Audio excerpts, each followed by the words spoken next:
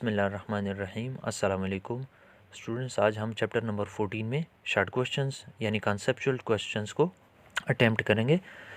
सबसे पहला क्वेश्चन कहता है make a list of similarities and differences between motor effect and electromagnetic induction in a moving wire यानी कि डायनोमो इफेक्ट। तो इनके अंदर चंद एक सिमिलर बातें लिखनी है और चंद एक डिफरेंसेस लिखने। सबसे पहली सिमिलैरिटीज़ की लिस्ट बना लेते हैं। देखें, मोटर इफ़ेक्ट हो या डायनेमो इफ़ेक्ट यानी कि जनरेटर जिसकी एग्जांपल है, इनमें कॉमन बात यह है कि ये दोनों Faraday's law of electromagnetic induction के उसूल पर काम करते हैं। दूसरी बात यह कि इन दोनों के अंदर आप नोट करें तो ईएमएफ जो इंड्यूस हो रही है वो कंडक्टर की मोशन की वजह से पैदा हो रही है, यानी डायनामिकली इंड्यूस्ड ईएमएफ की एग्जांपल्स हैं दोनों। तीसरी बात इनमें कॉमन ये है कि जब कंडक्टर मूव करते हैं तो इसका दूसरा मतलब होता है कि इसके अंदर मौजूद चार्जेस मूव कर रहे हैं और एक्सटर्नल मैग्नेटिक फील्ड उनके ऊपर फोर्स लगाता है। सो कॉमन बात तीसरी जो इसमें है वो ये है कि moving charges experience force due to magnetic field. अच्छा, अब आ जाते हैं डिफरेंसेस की बात करने। देखिए, मोटर इफेक्ट में इलेक्ट्रिकल एनर्जी कन्वर्ट हो जाती है मैकेनिकल एनर्जी में, लेकिन अगर आप डायनेमो इफेक्ट की बात करें जिसकी एग्जांपल जनरेटर है, उसमें मैकेनिकल एनर्जी कन्वर्ट हो जाती है इलेक्ट्रिकल एनर्जी में। तो ये इन दोनों के दरमियान पहला फ़र्क हुआ। दूसरी बात यह कि मोटर इफेक्ट फ्लेमिंग के लेफ्ट हैंड रूल पर एक्सप्लेन हो सकता है, जबकि डायनेमो इफेक्ट यानी जनरेटर इफेक्ट की बात करें तो वो फ्लेमिंग्स राइट हैंड रूल पर एक्सप्लेन हो सकता है। तीसरा और आखिरी डिफरेंस इसमें यह है कि मोटर इफेक्ट जो है उसमें आप एनर्जी प्रोवाइड करते हैं, हम मोटर को एनर्जी प्रोवाइड करते हैं इलेक्ट्रिकल एनर्जी, जबकि अगर जनरेटर की बात करें यानी डायनेमो इफेक्ट की बात करें तो उसमें हम एनर्जी हासिल करते हैं। नेक्स्ट क्वेश्चन कहता है for a simple motor why must the back EMF always be smaller than the applied potential difference. कहता है एक मोटर के लिए back EMF applied potential difference से कम क्यों होनी चाहिए। तो आपने बैक ईएमएफ का टॉपिक पढ़ा हुआ है, मैं ऊपर आई बटन में दे देता हूँ, आप वीडियो ख़त्म होने के बाद इसी पार्ट पे दोबारा आकर ऊपर आई बटन को टच करके उसको दोबारा देख सकते हैं। देखें, बैक ईएमएफ इन मोटर में हमने ये इक्वेशन पढ़ी थी जिसमें ये जो दूसरी टर्म है न्यूमरेटर के अंदर ये बैक ईएमएफ को रिप्रेजेंट कर रही है। अब अगर अप्लाइड पोटेंशियल डिफरेंस के बराबर हो जाती है बैक ईएमएफ, ये दोनों अगर इक्वल हो जाती हैं तो इनका डिफरेंस तो सिफर आ जाएगा। तो और अगर यहाँ मैं राइट हैंड साइड पर न्यूमरेटर में सिफर पुट करता हूँ तो करंट मेरे पास सिफर हो जाती है। अब करंट अगर सिफर हो जाती है किसी मोटर के अंदर तो इसका तो मतलब हुआ कि टार्क की ये जो इक्वेशन हमने पढ़ी हुई है BINA, तो इसमें करंट ज़ीरो पुट करने पर तो टार्क सिफर हो जाएगा। तो जब टार्क ही नहीं तो मोटर कैसे रोटेट करेगी। लिहाजा अगर back EMF applied potential difference के बराबर हो गई तो उस वक्त मोटर रुक जाएगी, उसके अंदर कोई टार्क नहीं होगा जो उसको घुमा सके। अच्छा, नेक्स्ट क्वेश्चन कहता है what factors limit the size of back EMF. ये कौन से फैक्टर्स हैं जिसकी वजह से ईएमएफ जो है यानी बैक ईएमएफ वो एक ख़ास मैग्नीट्यूड तक ही रहती है। तो आपने ये इक्वेशन पढ़ी होगी NAB ओमेगा। इसमें ये जो नंबर ऑफ़ टर्न्स हैं, एरिया ऑफ द कॉइल है, number of the turns of the coil, area of the coil, ये दो फैक्टर्स हुए। मैग्नेटिक फील्ड जो उसमें प्रोड्यूस हो रहा है कॉइल्स में करंट के पास करने पर, उसकी स्ट्रेंथ जो है वो डिफाइन करती है इसके साइज़ को। और चौथी क्वांटिटी है वो एंगुलर वेलोसिटी है कि जितनी ज़्यादा एंगुलर वेलोसिटी होगी उतनी ज़्यादा बैक ईएमएफ प्रोड्यूस होगी। तो ये फैक्टर्स हैं जो कि size of the back EMF को डिफाइन करते हैं, लिमिट में रखते हैं। अच्छा, नेक्स्ट क्वेश्चन में कहता है why does the back EMF tend to decrease as the rate of doing work increases. कहता है कि बैक ईएमएफ क्यों घटना शुरू हो जाती है जो ही रेट ऑफ डूइंग वर्क यानी कि जो ही हम कोई वर्क लेना शुरू कर दें, कोई काम लेना शुरू कर दें किसी मोटर से। तो इसका जवाब ये है, देखिए एक बैक ईएमएफ की इक्वेशन आपने देखी है, एक ये है एक ये है। अब जो ही हम किसी मोटर के साथ लोड अटैच करते हैं, बैक ईएमएफ इन मोटर का मैं ऊपर आई बटन में रेफरेंस दे रहा हूँ, आप उसको दोबारा देख सकते हैं, या आपकी टेक्स्ट बुक में भी लिखा हुआ है कि जो ही हम किसी मोटर के साथ लोड अटैच करते हैं तो उसकी एंगुलर वेलोसिटी घट जाती है, वो स्लो हो जाती है, क्योंकि अब उसको ज़्यादा करंट चाहिए अब उस रोटेट करने के लिए। ज़ाहिर है लोड जो अटैच कर दिया है मोटर के साथ साथ, अब लोड को भी एनर्जी चाहिए, इलेक्ट्रिकल एनर्जी। तो नतीजा ये निकलता है कि जो ही आप कोई लोड अटैच करते हैं तो उसकी एंगुलर वेलोसिटी घट जाती है। एंगुलर वेलोसिटी के घटने से बैक ईएमएफ घट जाती है। तो एंगुलर वेलोसिटी और करंट यानी कि बैक ईएमएफ और करंट आपस में इन्वर्सली रिलेटेड हैं। जो ही एंगुलर वेलोसिटी घटेगी तो ये करंट बढ़ जाएगी, लिहाजा हमें सोर्स से ज़्यादा करंट चाहिए होती है। अब आगे सुने, जो ही आप लोड अटैच करते हैं एंगुलर वेलोसिटी घटती है, एंगुलर वेलोसिटी के घटने से बैक ईएमएफ घटती है जिससे करंट बढ़ती है। अब पावर का ये रिलेशनशिप तो आपने देखा होगा, rate of doing work power को कहते हैं ना। तो पावर की ये इक्वेशन तो आपने चैप्टर 2 में सीखी हुई है, I²R। जब करंट बढ़ती है तो पावर यानी कि रेट ऑफ डूइंग वर्क भी इंक्रीज हो जाएगा। यानी दूसरे लफ्ज़ों में ये कहना चाह रहा है कि सोर्स से ज़्यादा पावर आपको चाहिए होगी। नेक्स्ट क्वेश्चन में कहता है कि explain from EMF is equal to minus delta phi by delta t, why it is possible to say that EMF is directly proportional to the current। तो ये बड़ा सिंपल सा प्रूफ है, छोटा सा। देखिए मैं Faraday's law of electromagnetic induction जो इसने दिया हुआ है इसी से शुरू करने लगा हूँ। और आप नोट करें कि फ्लक्स बराबर होता है B.A, तो मैंने BA cos थीटा उसको लिख लिया।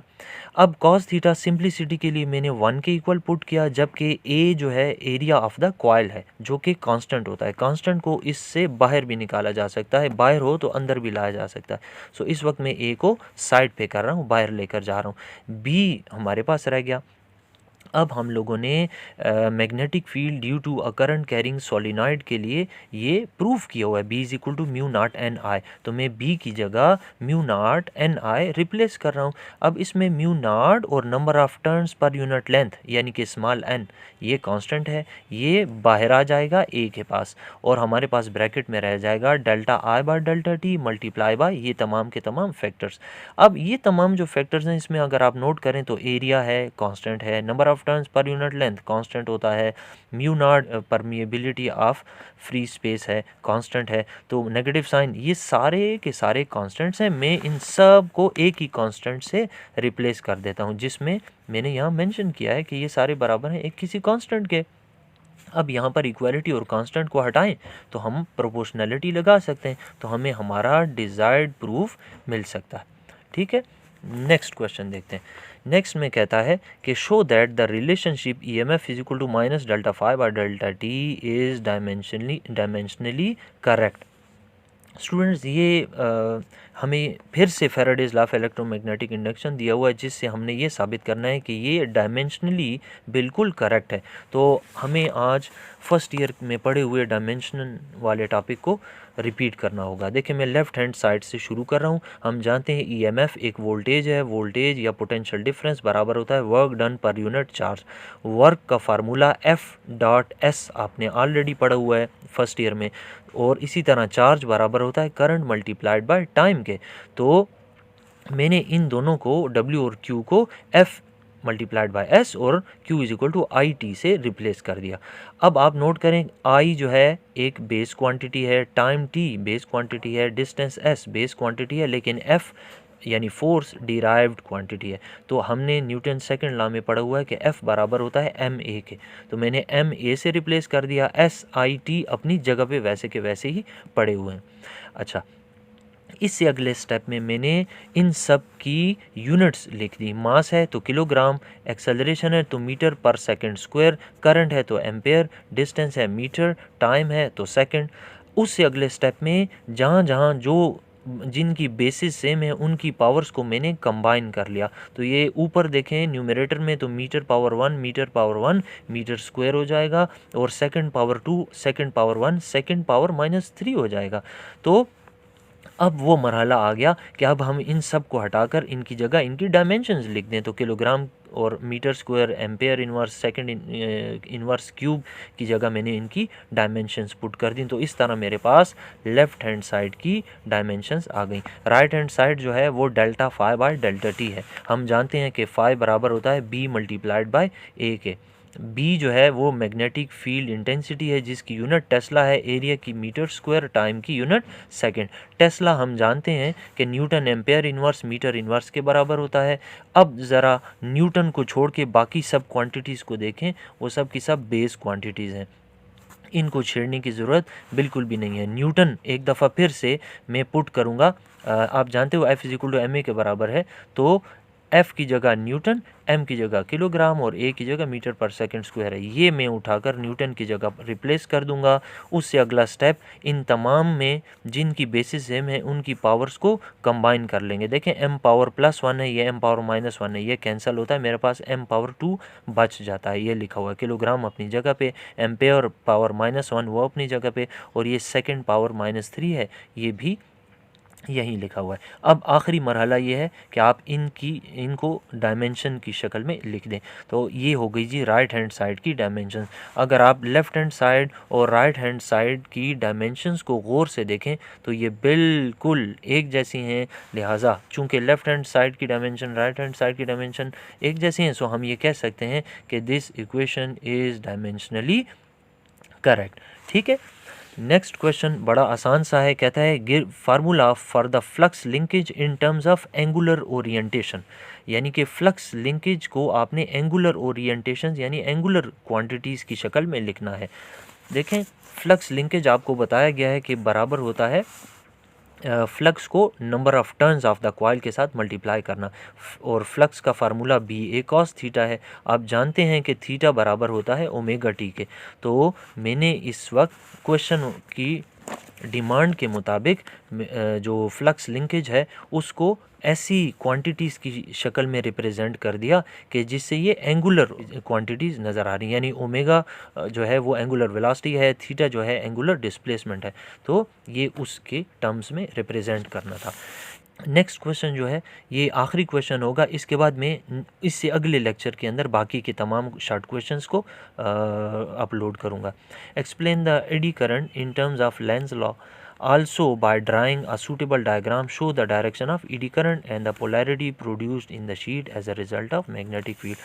तो स्टूडेंट्स, हमने इस सवाल के जवाब में एडी करंट में जो टॉपिक हमने पढ़ा था वो सारा का सारा रिपीट करना है। उसमें कैसे एडी करंट को रिड्यूस किया जा सकता है, कहाँ कहाँ उसके इस्तेमालात हैं, उस एडी करंट की डायरेक्शन कैसे फाइंड कर सकते हैं, तो ये सब का सब इस सवाल के जवाब में मेंशन करना पड़ेगा। तो मैं इंशाल्लाह इसी वीडियो के पार्ट 2 के साथ कल हाजिर हूँगा। तब तक के लिए इजाज़त दें। अल्लाह हाफ़िज़।